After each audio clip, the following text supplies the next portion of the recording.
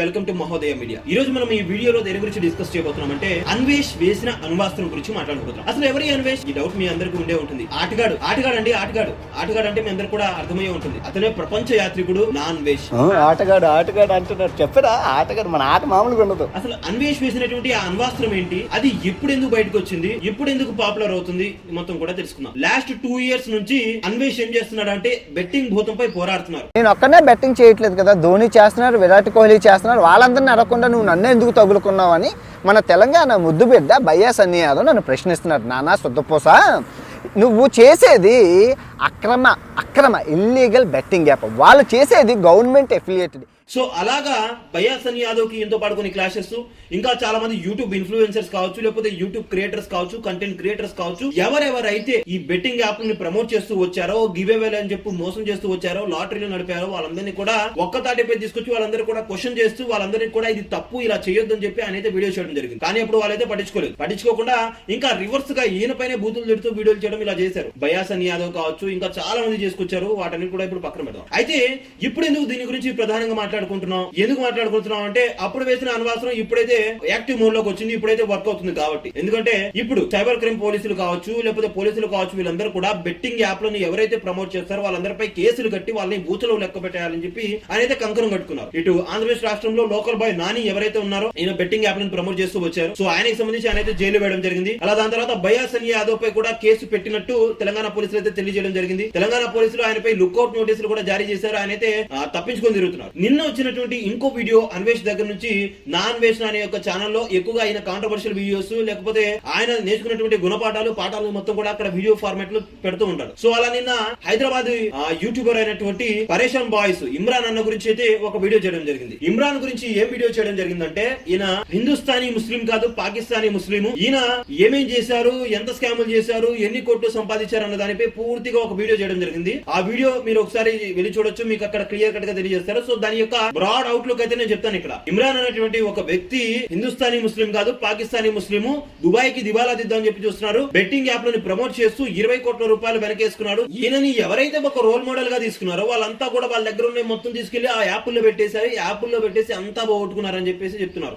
దానికి సంబంధించిన కొన్ని రిఫరెన్స్ క్లిప్పింగ్స్ కూడా చేశారు. అందులో భాగంగా ఖతర్ కి సంబంధించినటువంటి ఒక వ్యక్తి, అంటే ఇండియాలోనే సెటిల్డ్ ఆ పర్సన్, కాకపోతే ఖతర్ కి వెళ్లారు వర్క్ చేసుకుని, అక్కడ డబ్బు సంపాదించుకుని ఇక్కడికి వచ్చి సెటిల్ అవుదామని. కొడుకేమో ఇక్కడే ఉన్నాడు, వైఫ్ అండ్ హస్బెండ్ ఇద్దరు కూడా ఖతర్ లో అయితే పనిచేయడానికి జరిగింది. సో వాళ్ళు జీవితం మొత్తం కూడా కష్టపడి సంపాదించిన డబ్బులు మొత్తం కూడా ఇక్కడ డిపాజిట్ చేస్తూ ఈ కొడుకు బ్యాంక్ ఖాతాలో వేశారు. ఏం చేస్తారు, ఈ పరేషాన్ బాయ్స్ వీడియోస్ ఉన్నాయి కదా, ఆ వీడియోస్ చూస్తూ ఇలా ఈజీగా డబ్బులు సంపాదించని చెప్పి కొన్ని యాప్స్ అయితే ప్రమోట్ చేయడం జరిగింది, బెట్టింగ్ యాప్లను. అలా వాటికి ఈయన ఎడిక్ట్ అయ్యి ఆ డబ్బులు మొత్తం కూడా దాంట్లో తనఖా పెట్టేసి ఆ డబ్బులు మొత్తం కూడా పోగొట్టడం జరిగింది. తీరా ఆయన ఖతర్ నుంచి ఇక్కడ వచ్చి చూస్తే డబ్బులు ఎక్కడ ఏంటి అని చెప్పి చూస్తే డబ్బులు లేవు. కొడుకుని అడిగితే ఏం తెలియదు అన్నాడు. బ్యాంక్ వెళ్ళి చూస్తేనేమో బెట్టింగ్ యాప్ల్లో పెట్టారు అబ్బాయి, మీ అబ్బాయి ఈ డబ్బులు మొత్తం కూడా ట్రాన్సాక్షన్ జరిగిందని చెప్పి వాళ్ళైతే చూపించారు. తీరా ఏం చేయాలో తెలియదు. జీవితాంతం కష్టపడి ఇక్కడ అయిన వాళ్ళని కాదని వాళ్ళని మొత్తం కూడా దూరం చేసుకొని ఒక పూట తినక అక్కడ ఖతర్ లో చేసినటువంటి ఆ పనులు మొత్తం కూడా ఆయన కళ్ళ ముందు కనిపించాయి, ఫ్యామిలీ ముందు కనిపించాయి. ఆ వైఫ్ అండ్ హస్బెండ్ ఇద్దరు కూడా ఇంత కష్టపడింది నా కొడుకు కోసమే కదా, నా కొడుకే ఇలా చేస్తే ఎలాగా,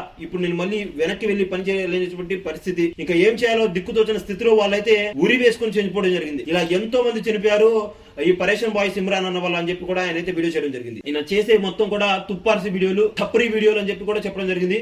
చిన్నపిల్లలను అడ్డు పెట్టుకొని ప్రతి ఒక్క వీడియోని కూడా చేయడము, మొత్తం ఫుల్ గా తాగడము, ఒకటింటికి లెగడంగానే మొత్తం ఫుల్ సెటప్ పెట్టి ఉంటుంది. ఒక ఇద్దరు పిల్లల్ని, చిన్న పిల్లల్ని తీసుకొచ్చి వాళ్ళ మధ్య గొడవలు పెట్టడము, ప్రాంకులు చేయడం అని చెప్పి ఆ వీడియోలు పెట్టడము. ఏమైనా యూట్యూబ్ నుంచి వీళ్ళకి ఇన్కమ్ తక్కువ వస్తుందా అంటే యూట్యూబ్ నుంచి చాలా భారీ స్థాయిలో ఇన్కమ్ వస్తుంది. వాళ్ళ ఛానల్ ఏమైనా తక్కువ ఛానల్ అంటే 3 మిలియన్ ఛానల్, అంటే 3 మిలియన్ ఛానల్ అంటే మీరు వేసే ప్రతి వీడియోకి ఎంత ఇంపాక్ట్ ఉంటుంది, ఎంతమంది ఇన్ఫ్లుయెన్స్ అవుతున్నారు ఒకసారి ఆలోచించుకోవాలి కదా అని చెప్పి అన్వేష్ అయితే క్వశ్చన్ చేయడం జరిగింది. సో ఇంకా ఏం చెప్పారంటే ఈయన రంజాన్ మాసంలో అసలు బెట్టింగ్ వేయడమే నేరం, అందులో ముస్లిమ్స్ అసలు బెట్టింగ్ అనే రంజాన్ మాసంలో ఇంకా కొద్దిగా స్పెసిఫిక్ గా ఎక్కువగా డివోషనల్ గా ఉంటారు కాబట్టి అసలు ప్రమోట్ చేయరు. కానీ నిన్న ఈ రంజాన్ మాసం స్టార్ట్ అయినప్పటి నుంచి కూడా ఈయన బెట్టింగ్ యాప్ లను ప్రమోట్ చేస్తూ ప్రతిరోజు కూడా ఒక వీడియో వేస్తున్నాడు. ఇది ఎంతవరకు కరెక్ట్? ఈయన అసలు హిందుస్థానీ ముస్లిం అయితే కాదు, అసలు ముస్లిమే కాదు, ఈయన అయితే పాకిస్తానీ ముస్లిం అని చెప్పి అతను అయితే అన్నారు. సో వాళ్ళ అమ్మకి సంబంధించి కూడా ఒక మాట అన్నారు, చార్మినార్ వీధుల్లో అది అని చెప్పి. నేను అది మాట్లాడకూడదు, నేను మాట్లాడను కూడా, అతను ఏమన్నాడో ఆ వీడియోలో చూసుకోండి. ఇంకా ఇలాగా అతనికి ఒక వార్నింగ్ ఇవ్వడం జరిగింది, ఈ మొత్తం కూడా ఆపేయమని చెప్పేసి. దుబాయ్ కి దివాలా తీయడానికి రెడీగా ఉన్నావు, తాగి లివర్ పోయింది, పర్సనల్ గా టార్గెట్ చేస్తూ ఆయన అయితే తిట్టడం జరిగింది. సో ఈయన ఇంటెన్షన్ అయితే ఒకే ఒకటి, అదేంటిదంటే బెట్టింగ్ యాప్ ని ప్రమోట్ చేయకూడదు, బెట్టింగ్ యాప్ ని ప్రమోట్ చేస్తూ వచ్చే రూపాయి కూడా తీసుకోకూడదు అని చెప్పి ఆయన అయితే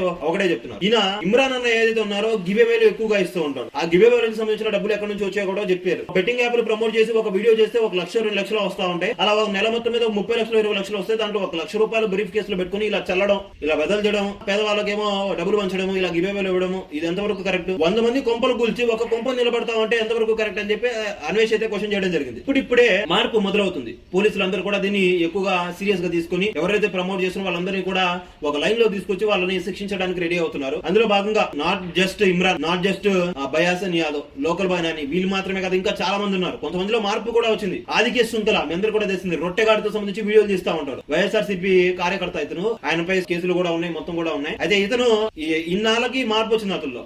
అతను ఏం చేశారంటే బెట్టింగ్ యాప్లకు సంబంధించి ఎవరైతే ప్రమోట్ చేస్తున్నారో అందరూ కూడా శిక్షిస్తున్నారని చెప్పి తెలిసిన తర్వాత బెట్టింగ్ ఆడొద్దు, బెట్టింగ్ లో డబ్బులు కూడా వెళ్ళిపోతాయి, డబ్బులు పోతాయి, ఈ రోజు మీకు వచ్చినా కానీ రేపు పొద్దున దానికన్నా ఎక్కువ పోతాయని చెప్పి వీడియో చేసి భయపడి వీడియో చేశాడు. ఇప్పటికైనా మంచిదని చెప్పి చెప్పుకోవచ్చు. సో తప్పుని ఇప్పుడైనా ఒప్పుకున్నాడు, ఇక మీదటైనా చేయకపోతే మంచిది. ఇప్పటి వరకు నేను చెప్పిన పేర్లు కొన్ని, ఇంకా చేసిన వాళ్ళు చాలా మంది, విష్ణుప్రియ కావచ్చు, ఇలా చాలా మంది, ఇంకా చాలా పేర్లు ఉన్నాయి, చాలా ఉన్నాయి. చాలా మంది ఇన్ఫ్లుయెన్సర్స్ ఇలా చేశారు. వాళ్ళందరినీ కూడా దీనిపై శిక్షించాలని చెప్పి కోరుకుందాం. వీళ్ళు బెట్టింగ్ సైట్లని ప్రమోట్ చేశారు. వీళ్ళంతా కూడా బెట్టింగ్ సైట్లను ప్రమోట్ చేయడం, ఇండైరెక్ట్ గా వాటిని ఇన్ఫ్లుయెన్స్ చేయడం. ఇంకా కొంతమంది ఎవరైతే యూట్యూబ్ వెబ్ సిరీస్ లో ఇన్ఫినిటీ మీడియా వీళ్ళందరూ ఉంటారు కదా, వాళ్ళు కూడా 1x బెట్ ని ప్రమోట్ చేయడము, దొరసాయి తేజ లాంటి వాళ్ళు, ఇలా చాలా మంది ఉన్నారు. వెబ్ సిరీస్ లో చూసే వాళ్ళు కూడా ఆ వెబ్ సిరీస్ మధ్యలో యాడ్లు వేస్తూ ఉంటారు. ఇప్పుడైతే ఫ్రెండ్ యాప్ లో వేస్తున్నప్పుడు ఒకప్పుడు 1x బెట్, ఫొరా బెట్, ఇలా చాలా బెట్లు వీళ్ళని అయితే ప్రమోట్ చేశారు. వీటన్నిటిపై కూడా రూపుమాపాలన్నా చేయాలన్నా తప్పకుండా పోలీసులు కఠినంగా శిక్షించాలి వాళ్ళని. బెట్టింగ్ అనేది ఒక భూతం అండి. ఈ రోజు మీకు అది చాలా చిన్నదిగా కనిపించవచ్చు, ఈ రోజు మీరు దాన్ని 100 రూపాయలతో స్టార్ట్ చేయొచ్చు. అది పెరిగి పెద్ద భూతంగా మారుతుంది తప్ప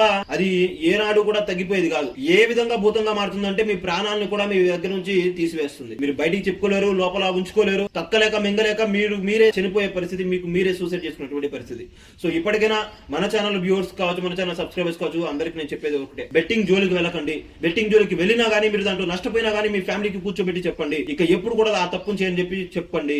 డెఫినెట్ గా మీ ఫ్యామిలీ మీతో తోడుగా ఉంటుంది. అప్పో సప్పో చేసి మిమ్మల్ని ఆ కూపిలో నుండి బయటికి తీసుకురావడానికి ప్రయత్నం చేస్తుంది. డెఫినెట్ గా మీరు మళ్ళీ దాని జోలికి అయితే వెళ్ళకమాకండి. ఈ వీడియో మీకు ఎలా అనిపించింది, అన్వేష్ చేసినటువంటి ఈ అటెంప్ట్ మీకు ఎలా అనిపించింది, పోలీసులు తీసుకున్నటువంటి ఈ చర్యలు ఎలా అనిపిస్తున్నాయి, వాటన్నిటిపై కూడా మీ అభిప్రాయాన్ని కామెంట్ చేయండి. Thank you for watching a video till then.